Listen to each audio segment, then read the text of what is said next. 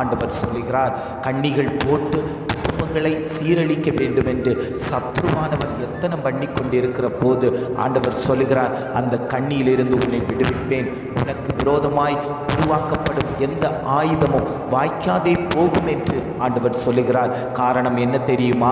நீ எனக்காக ஜெபித்தாயே, நீ எனக்காக துதித்தாயே, என் நாமம் மகிமைப்படத்தக்க விதமான காரியங்களை நீ செய்தாயே, உன்னுடைய கிரியைகளுக்கு தக்க பலனை நான் செய்ய போகிறேன் என்று ஆண்டவர் சொல்லுகிறார். எவ்வளவோ போராடி பார்க்கிறேன், வாழ்க்கையில் ஒரு முன்னேற்றம் இல்லை. என் குடும்பம் தரைமட்டமாகிற போல இருக்கிறது. என் தொழிலில் ஒரு முன்னேற்றம் இல்லை, நஷ்டத்தின் மூலமாகவே போய்கொண்டிருக்கிறது. என் ஊழியத்தில் ஒரு வளர்ச்சி இல்லை, அது பின்தங்கிய நிலையிலே போய்கொண்டிருக்கிறது என்று எத்தனை பேர் எண்ணிக்கொண்டிருக்கிறீர்களோ அத்தனை பேருக்கும் ஆண்டவர் சொல்லுகிறார், உன்னுடைய வாழ்க்கையை, உன்னுடைய தொழிலை, உன்னுடைய ஊழியத்தை நான் மேன்மைப்படுத்த போகிறேன் என்று ஆண்டவர் சொல்லுகிறார்.